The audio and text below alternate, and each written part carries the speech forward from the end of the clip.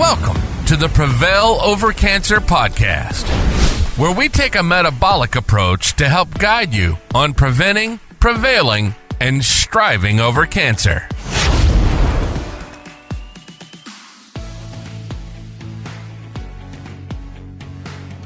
We are live. We are live on the Prevail Over Cancer podcast. I'm your host, Jeff Lopes, with my incredible co-host, Keith Bishop. How are you, buddy? I'm doing wonderful. And you? I'm doing, like always, hectic, busy, but amazing. Health is wealth, and health is good. That's all that matters right now. So, right, yeah. So, what's new in your world? How's the practice been? Oh, I'm actually getting swamped. So a lot of phone calls and people are calling. I can't return calls, everybody. So, if you want to get a free 15-minute, consult talk, you best go to the website and put that on the calendar. And it's difficult playing phone tag, with people. So, and or social media, it's best to go to the website and set up that free 15-minute consult, reserve that time slot. I'm there for that. Yeah. I guess it all depends on the demographic, who's trying to get a hold of you. You're getting somebody a little older that's not internet savvy.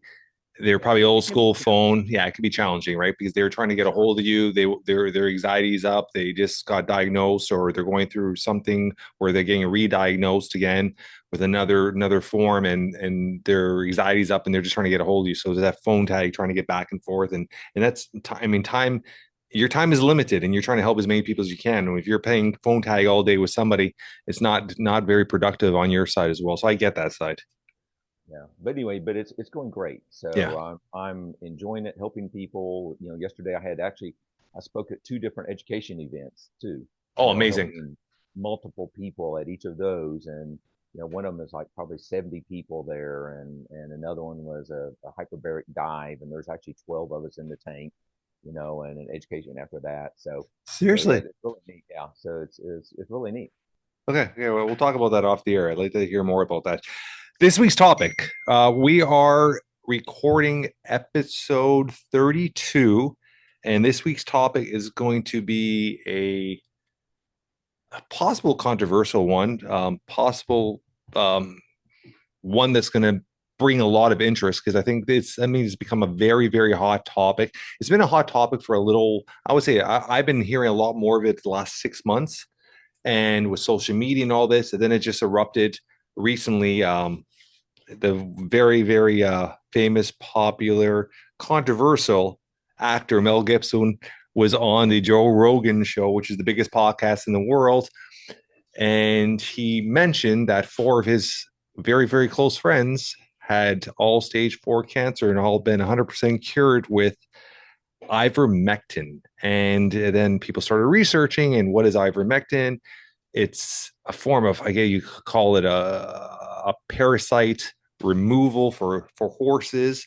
And there's different forms of it. There's you can look at it as there's creams, there's pills, there's so many different forms of it.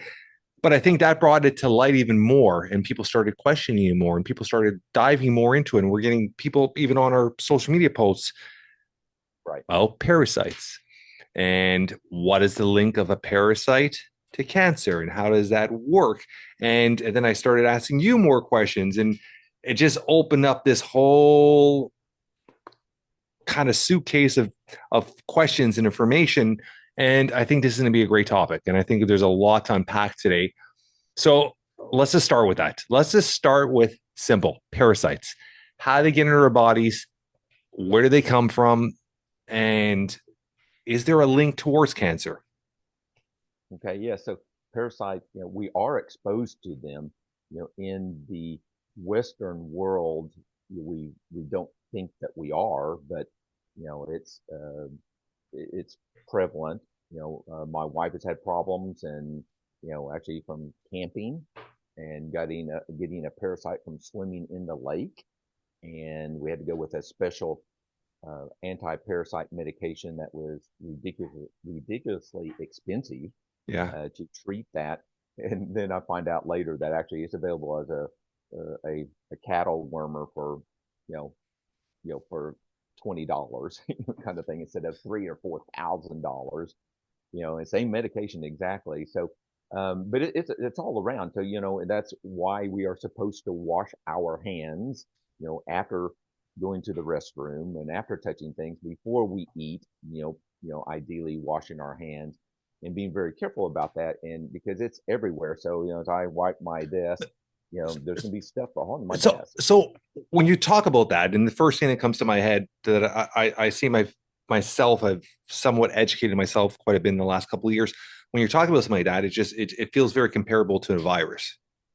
Yeah, it could be a virus, bacteria, mold, fungus, parasite. Yes, there's all kinds of things that are possibilities, definitely. Okay. But parasite is actually typically more of a, make sure that's turned off. Yes, and more of a issue of something that's living in our body and continuously growing and drawing nutrients out of our body. So we think of like gut parasites, but Yeah. there's flukes, that another larger parasite that can actually travel to other parts of the body and live in the body. And it can kind of attaches to cells. The parasite really is more like it attaches to a cell and just starts sucking out nutrients and or part of our body and starts sucking out nutrients and repopulates and continues to grow and grow and grow.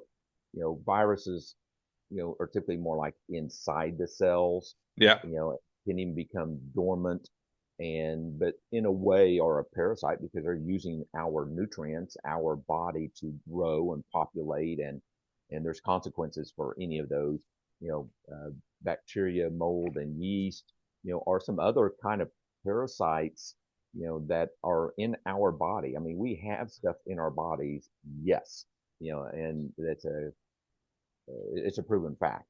And some of these things like, the ivermectin are actually used, in some regions of the world, as just like a standard treatment, like every year we get a dose of this, to help kill out the parasites that we're exposed to in like maybe water that's contaminated or not purified, type, type thing. So, or other sources. So, I have horses and and they're out eating off of the ground. They're eating and pooping on the ground. And so I have to give them an anti-parasite every couple of months, to decrease that load of parasites in their gut. And if I don't, they're not going to be healthy and won't live and won't perform as good and things like that. And then also that helps keep me from being exposed too by doing that. So yes, so parasites are it's a broad, but something that's in our body that's kind of living off ourselves. Yeah. So I mean, when you visually see an image online or a video, you're thinking of a parasite. It has a similarity to a worm or a little something like that, the shape wise and stuff like that, right? Obviously in this micro size. Now, when you're talking about horses, you live on a ranch. That's a different world. But day to day, I would say 60-50% of society has a dog at home. And a dog's running around the garden, going for a walk, sniffing and putting their face on anything. Is that very similar to a horse when it comes to bringing parasites into your house? Exactly. Okay. And so, yes, that dog out, who knows what they're licking and eating, and then they're coming into our house and they got their feet and, they're licking their paws and then they're licking us. Yeah. And yes, so it definitely is an issue. And, and matter of fact, another kind of a parasite, and ivermectin is actually used for heartworms. Yeah. That's one of the ingredients in a heartworm medicine for dogs. So, and you have to give that to them every month. Matter of fact, I got to do that first of the month. I need to go do that and give my dog, his heartworm medicine. This time of year, that's actually heartworm is more of a mosquito transferred, and parasites can be born other ways, and so transferred. So that's mosquito parasite, type issue. But I give that to the dog, and so that yes, we are exposed to that type of thing. Some of these even are items that and grounding is a popular item. Barefoot walking around outside, that yes, that exposes us to things, and we can some of those parasites can get in our skin through our feet. So we are definitely exposed all the time. Living on the property with the horses and not ideal sanitation type thing, when I go out into the pasture in the barn, any area out there with the horses, I when I come back in, the boots are off, Yeah. trying to reduce that tracking into the house. We don't have carpet, we have floors that we clean, trying to reduce that load. So it's easier to see, oh gosh, we can kind of look and see that it's dirty, so we need to clean the floor, type of a thing. The boots are actually out in the garage, and I don't even bring them in, and I go out and put the boots on, and then go out to work, and whether it be, no matter what that is, I probably could even do better, but I don't think we have to be perfect either. Yeah. Yeah. Yeah. So why all of a sudden do you find that there is so much more talk now of direct parasites, that direct correlation or connection to cancer? And a Well, lot of people are turning away from, and the cancer numbers are going crazy. And is it people are just trying to grasp onto something, why the numbers are going up? Like, what's the correlation? Because all of a sudden everybody's like, and I'm reading so much about it and so much, and these are scientists and doctors that are bringing out information too, like people that are decently credible, that are linking parasites directly to the increase in cancer. So where's the mindset with that? Your mindset either way.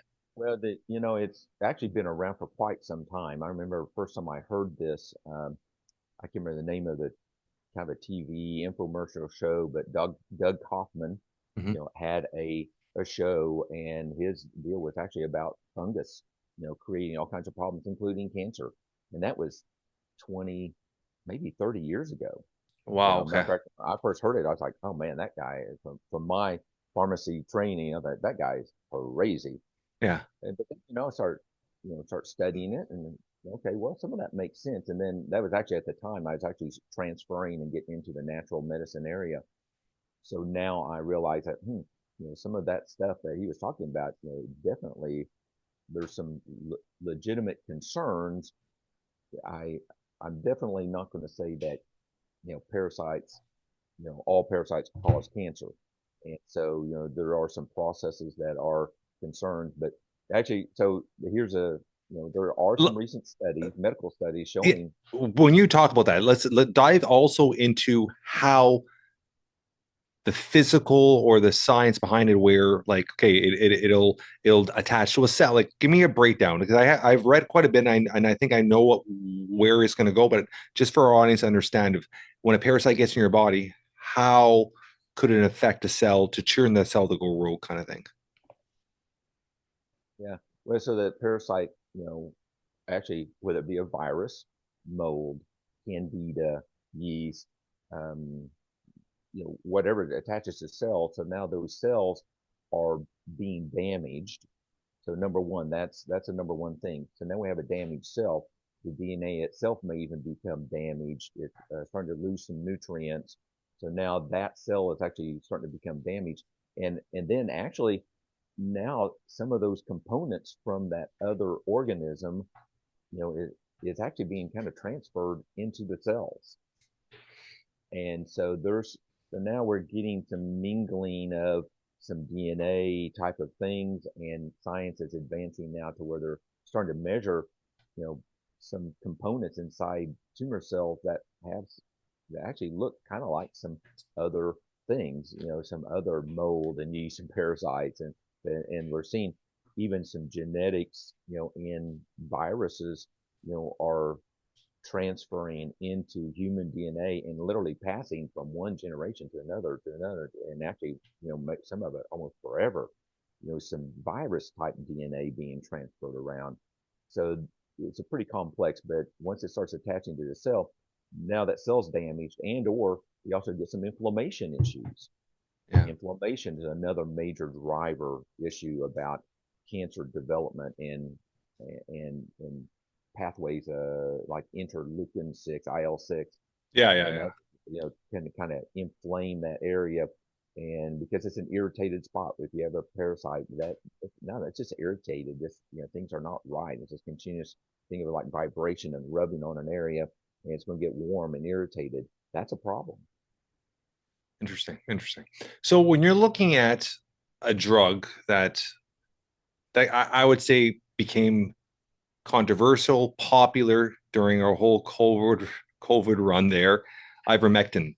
And now you're seeing a lot of individuals, and I sent you videos that are directly saying, "Hey, take this, and it's gonna kill that cancer. It's gonna kill that cancer cells."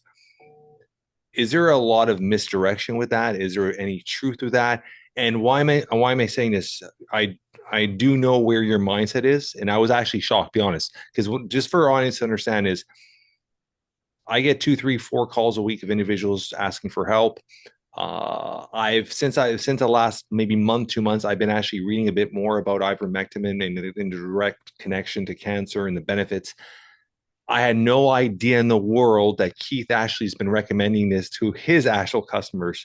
So when I reached out to Keith and I started talking about this and on just a friendly conversation, I was kind of shocked that he's been on top of it.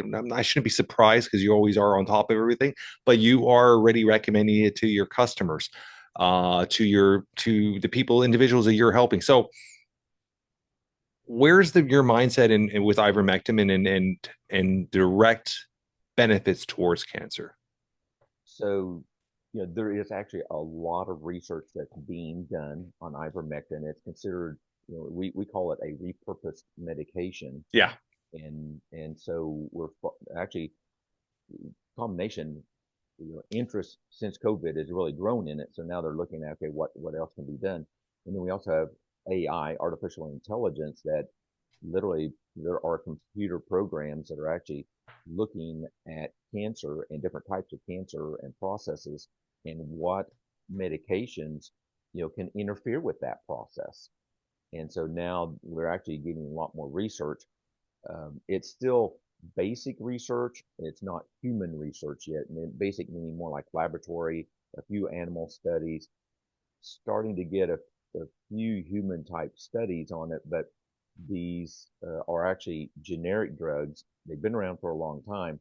There's no profit in it. So, actually a lot of studies are actually like foundation, the starting of trying to come up with a newer version of that in that same class, change it chemically to a little different drug, get a new drug, and get a patent on the process of making that and the new chemical, from that. That's where the drug companies are going in at and looking at it. Other universities and other groups are still doing a lot of laboratory type things. So there is definitely some research on it. Ivermectin does have some anti-cancer properties, and it but it's kind of like anything. There's number one, there's no cure, necessarily, but the more things we can do, the better. And so as part of an integrative, and actually most of my clients, when they contact me, they're already taking it and they're already asking me for it. So it's that prevalent. And then when you add in the Mel Gibson, Joe Rogan, factor, a few weeks ago, a month ago, I mean, that just popped it up on, in probably twice as many people. And so, so it can be part of a protocol in integrating it, but it is a drug, and it has potential side effects and concerns. So we do have to be cautious about it and making sure that it will work with, with other medications, and if it's appropriate for cancers. It's a little bit frustrating because it's still so new, only a couple of years really in cancer research, which is an infant, and it's just starting to crawl. And so we're still lacking a lot of data and a lot of information. And right now it's more like laboratory studies, and they're even starting to look at, mixing that with other repurposed medications. So, okay, let's I'm going to break this down in two spots. So let's look at the pharmaceutical, big pharma. They're not making money on this. There's no money for them to research this. There's no profitability to this. So they're going to obviously just clean your hands and say it's crap. This drug has been around for hundreds of years, I'm assuming. But I'm not sure, but I'm thinking back in the '60s. Actually, the Nobel Peace Prize was awarded for it because of anti-parasites Yeah. in regions that had major parasite issues, and Yeah. it's approved for human use. Yes. And so it's been around for quite some time. But I'm thinking more like the 60s or 70s was the Nobel Peace Prize. Now, I might be wrong. I don't have those particular dates, but so it's been around for quite some time. Okay. So we established that aspect of it, and we have an understanding that there is benefits towards cancer. So let's break that down when we talk about benefits towards cancer. So my mind, and I want you to give me an understanding. I got a tumor. There is a possibility now with research is showing that active parasites could be inside that tumor. There's not 100% evidence yet, but that's where the studies are going towards.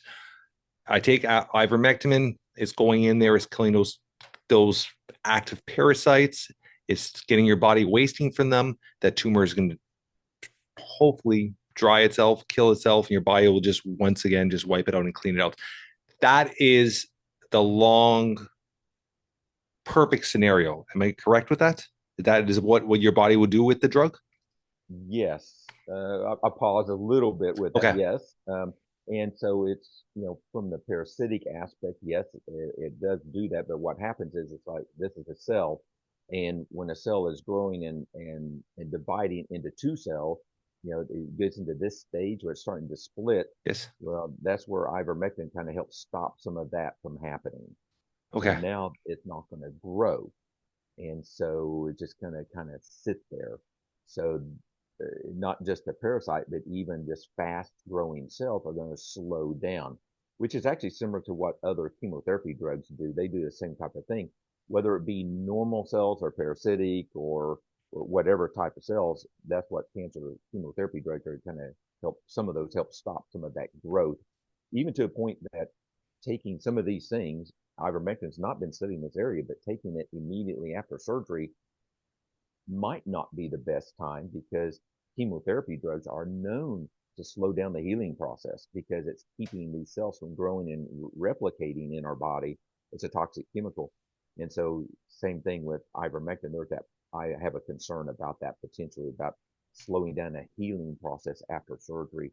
So I think we have to be kind of cautious about that.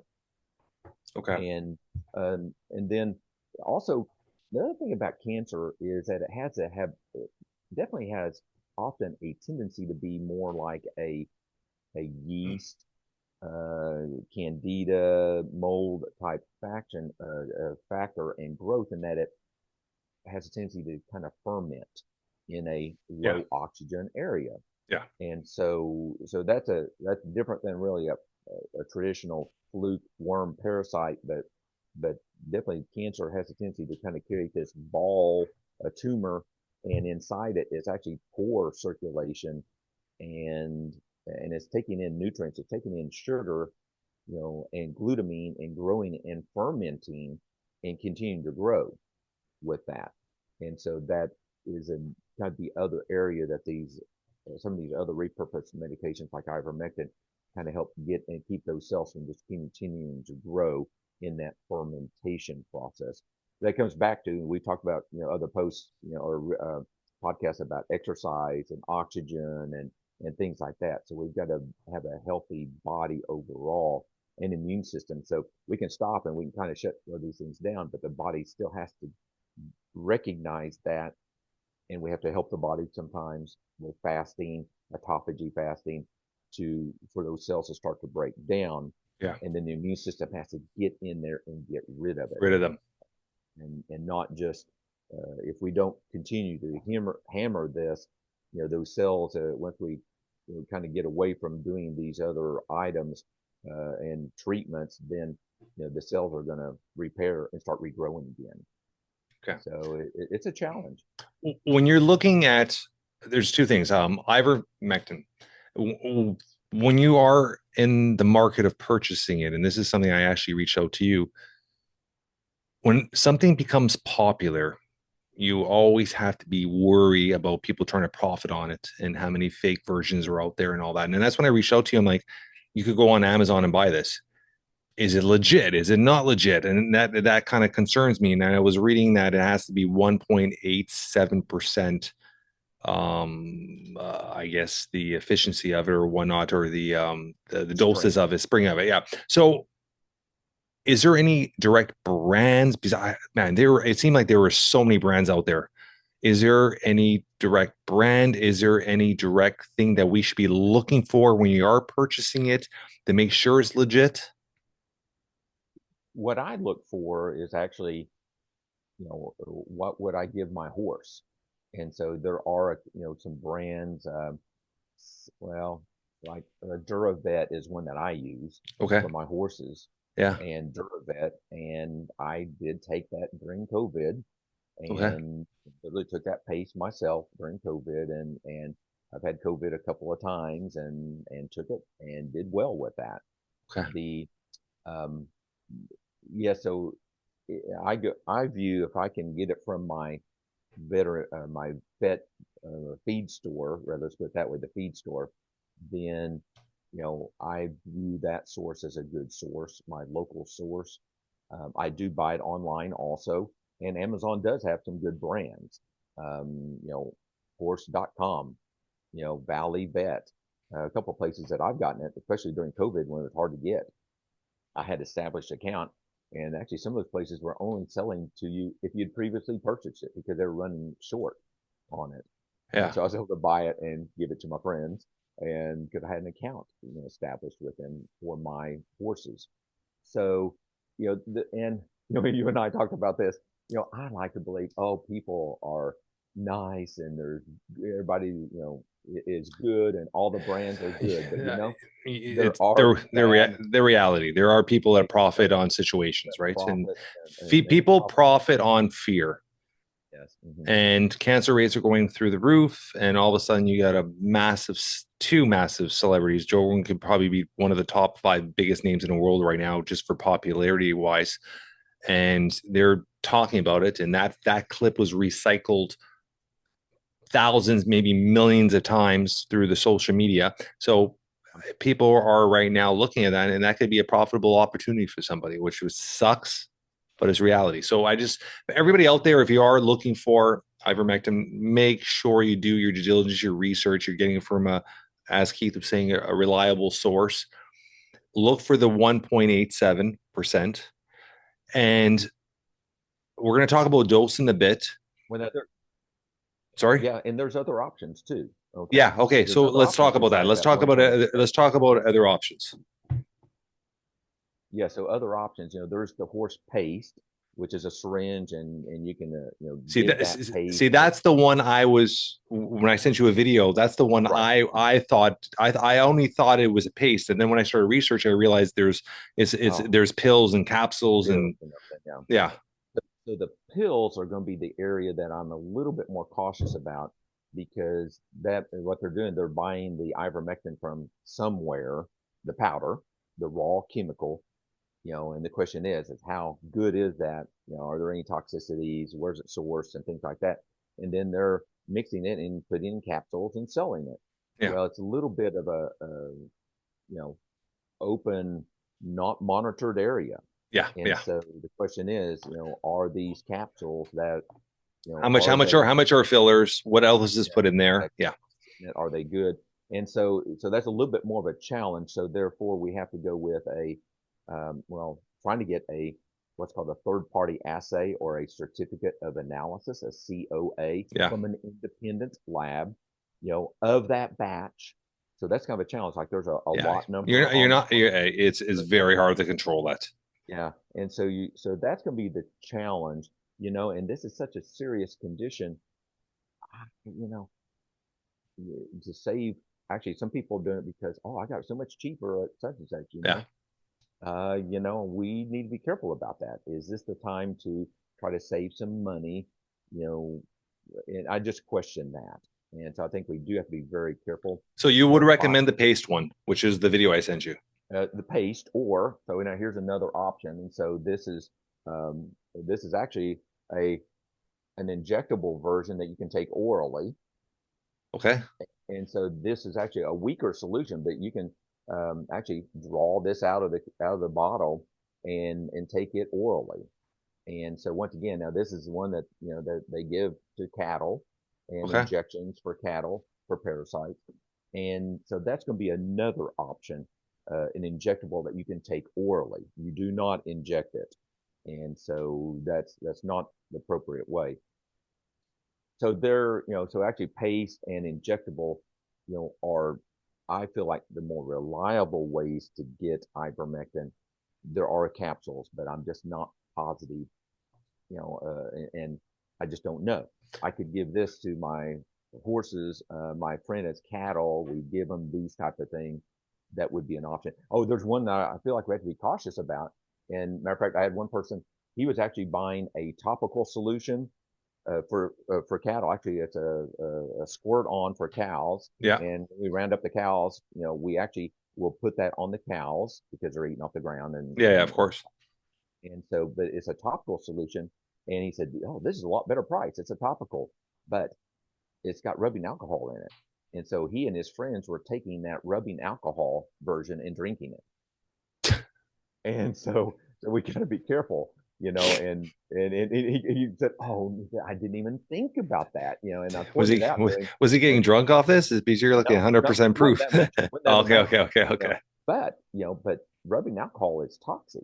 Oh, 100%, 100%. Made not to take internally for a reason. Yeah. And so, and that is toxic. Let's talk about dose. When I sent you that video, the gentleman was like, just get the paste and put a little dab on your tongue and do it every day. And also period wise, because let's talk about that. Let's talk about dose. And then let's talk about period wise, because I was told, and what I've read is some people do it for a week, they go off for a week, and then the next month they go for 2 weeks, they go off for 2 weeks, and they go 3 weeks straight, and they go off for a week, and then they recycle. Other people take it for 2 weeks, and then they're off for 6 weeks. There's so much information.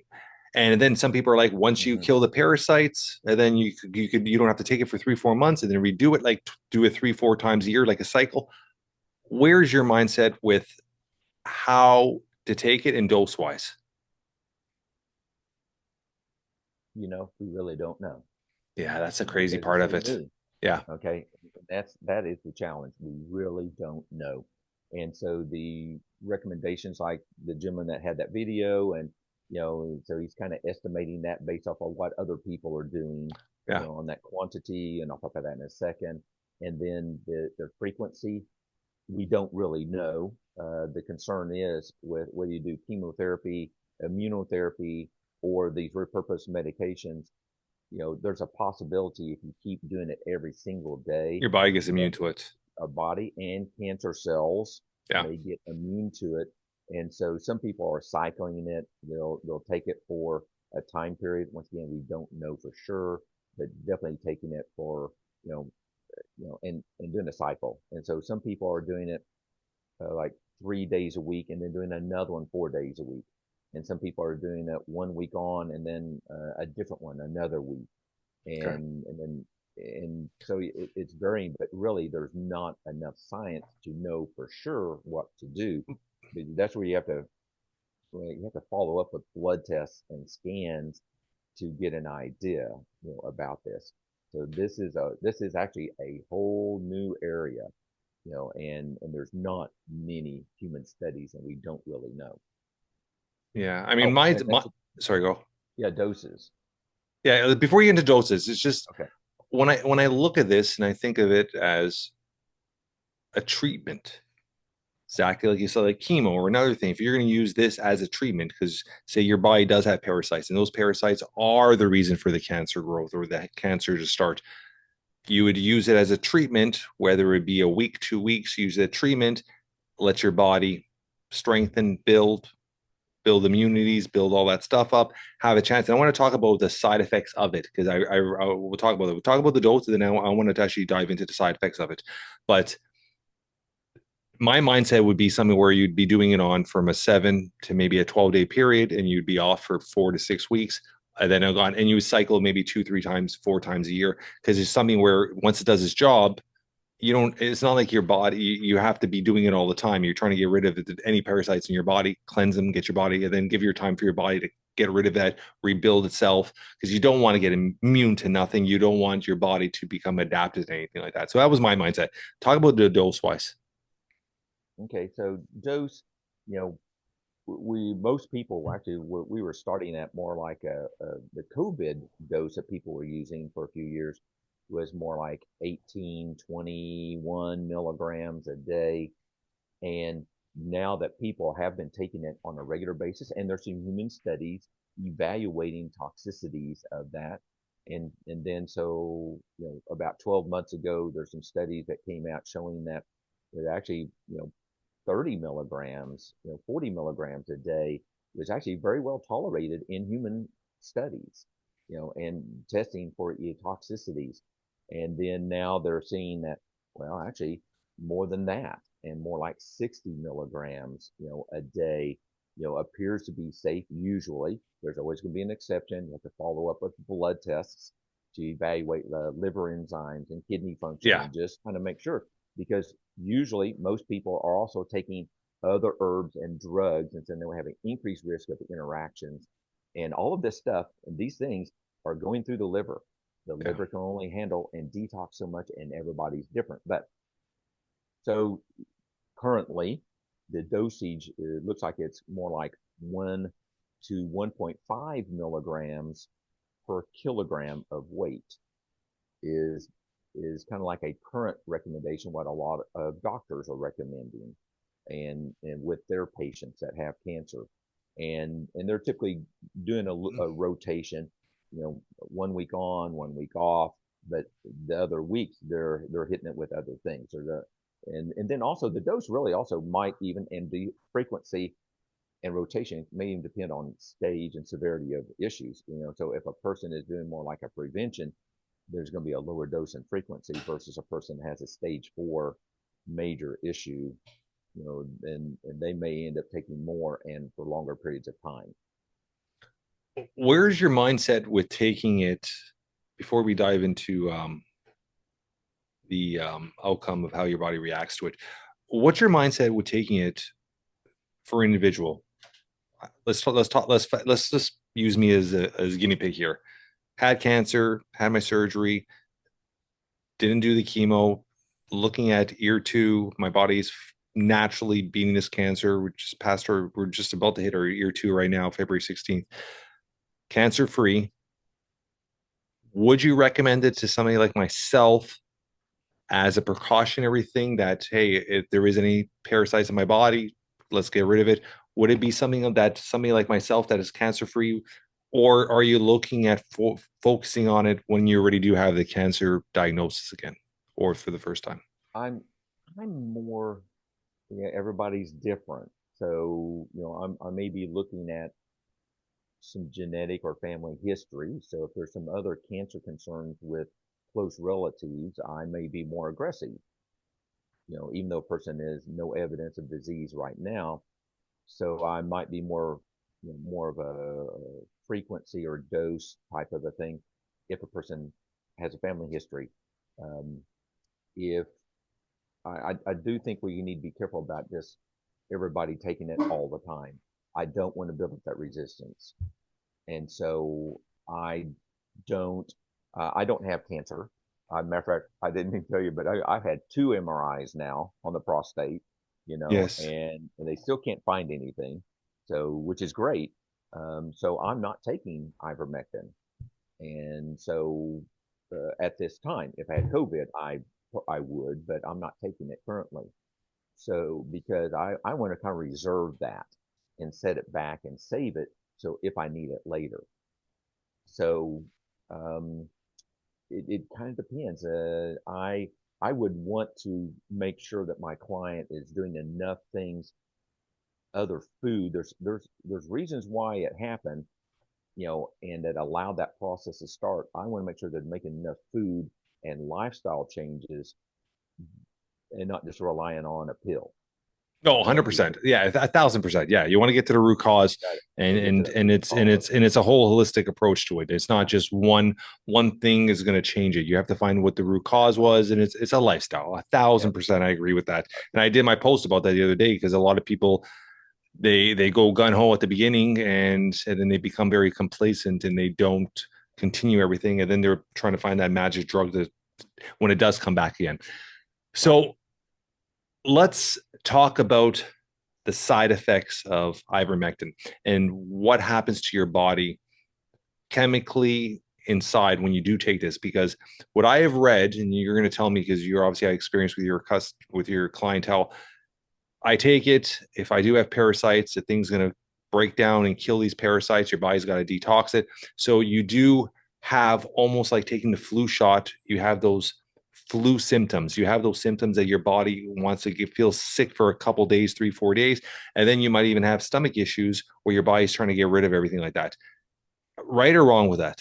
Correct. Yes. And so that's Okay. why we often start out at a low dose Okay. and gradually increase that so that if there is actually a different, I mean, not cancer, but let's say there is a parasite, which a lot of them may have, and if we kill those parasites a lot, now our immune system is going to be ramped up to get rid of that, and then we have to get rid of those particles and pieces of that, and so we have more allergy problems, maybe gastrointestinal distress, loose stools, or diarrhea, and things like that. So yes, often we'll want to start at a lower dose, pay attention to symptoms, and sometimes we have to take a little bit of a break or take other things to help try to treat some symptoms, of that. So that, that is a possibility. I rarely, in the United States, I rarely find an issue with side effects like that. So if you are getting those side effects, that means it's working. Yes, it's working to kill some things that aren't supposed to be there. Yes, I'm actually not concerned. Really, I'm maybe even celebrating. Okay, good. Yeah, So yeah. let's that's a good sign. So let's back off the dose some, and or skip a day or two, try it again, and so I've got one person, and every time he takes it, he take even a low dose, he gets a headache. And so we don't know why. Now he's actually in a very serious life-threatening cancer challenge right now. And so, and we don't know why, but every time he tries to take a small dose of it, he gets just a terrible headache. So when I read parasites mhm. for capital of actual area, they are in your eyes. That's one of the growth spots for them, and one of the areas where they accumulate is your eyes. Could that be a possibility that most of his Yeah, parasites are in his head and around his vision and stuff? And so when it does attack it, that's what's causing the stress? could be. I don't know. That's right. We don't know. Okay. But he's got such major serious health challenges going on, even blood clots and all kinds of issues. So Yeah. he just, I mean, this guy is struggling and still trying to do chemo when he can, and so it's a major struggle. So we don't know for sure, but yeah, that is a potential issue. So one common thing that I had a few people, and and matter of fact, I've taken high doses of it myself, and just kind of get up to that 60 milligram dose, and I actually kind of felt like maybe something in my vision was off just a little bit, and it was like almost like I could still see peripheral, but it was like maybe darker over here. Okay. So yeah, so it is a chemical, and we have to be cautious about that. And so, but not, actually, one of my clients is a pilot, and he actually felt like he noticed an issue with that too, taking a high dose, flying he's got a couple of small planes, and so he actually has cut back on the dose to where now he's not having any vision issues with that. So he's Interesting. trying to be cautious about it. So even Okay. prescription drugs, I mean, all kinds of things can create some peripheral or vision type issues. And even the Air Force pilots, there's been some issues of some prescription drugs creating a problem. They couldn't, they lost their color vision, and they had a hard time landing on a aircraft carrier. They couldn't tell the difference between green and red lights, Yeah, which to is wave kind of, them off, and because they lost their green yeah. vision or something. So due to a prescription drug. So yeah, so this is a chemical that has potential side effects, and anything different, we have to back off and reevaluate and seek help to figure that out. Okay. This has been lot of information in the last hour here.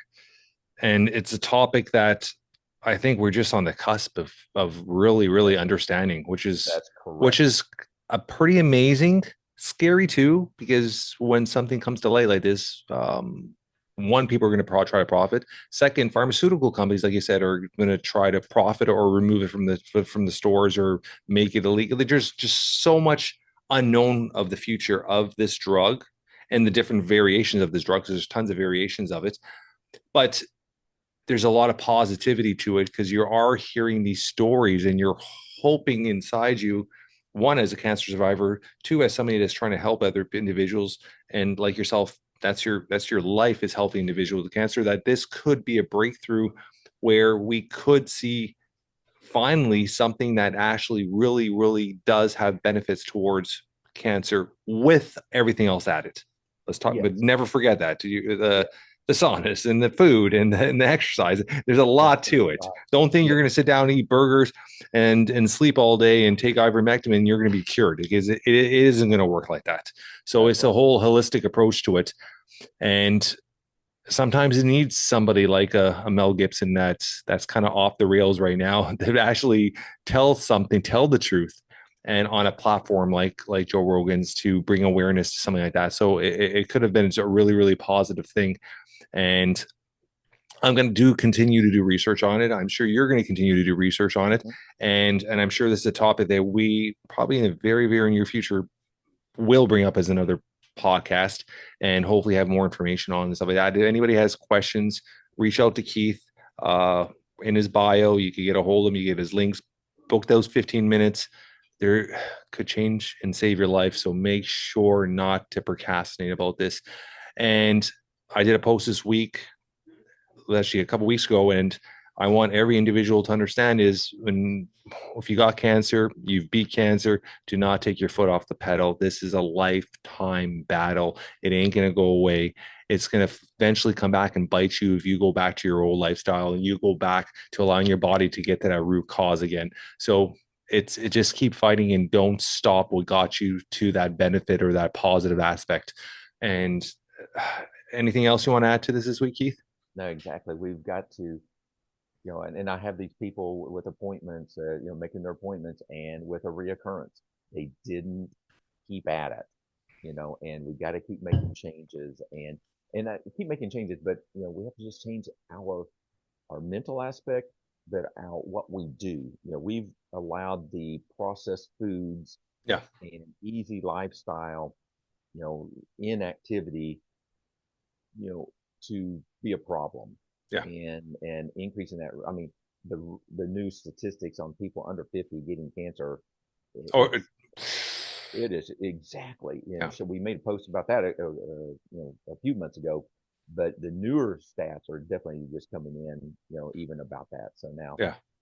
since the first of the year, so we have to just keep, going, kind of backstepping a little bit, and just we need to stay away from those processed foods and be physically active. And then, some of us genetically we're challenged a little bit, and so we've got to take, some more supplements, and or some repurposed medications to knock out some of those other risk factors. Yeah. Yeah. And do your research. Do your research and be you want to prevail over cancer, but you want to be preventative too, right? Mm-hmm. And the being preventative is exactly what we say. So if you are somebody that's been diagnosed, if you are somebody that's going through the battle, I mean, that is almost your job and duty to say to your loved ones, your friends, your family, hey, get ahead of it. Don't follow my path. So just be an advocate of health is wealth, and health is going to get you to the long healthy life, hopefully. So thank you like always, Keith. This has been amazing. Oh Tons of yeah. information. If anything that you think of from now till the day this podcast goes live, let me know. We'll put in our show notes, or if you end up doing a blog about this, which I think that might even be something if you have time to do some I more will. information on ivermectin and anything like that, that people go to your site. I think more information, the better. So Yeah, let me know, and I'll put a link on our posts and all that stuff like that. exactly. Yeah, and another we need to have another video about fenbendazole. Okay. Yeah. And another one on something that we went through this week, and I actually wanted to bring it up in this topic, but I think it's enough merit to have a whole podcast on it, is iodine. Yes. Mm-hmm. So I think I think that actually I have it written down here. I think our next podcast will be on iodine. Okay. Good. Okay. Great. Okay. This is tons of stuff. Thank you, buddy. Until next week. Thank you. All right.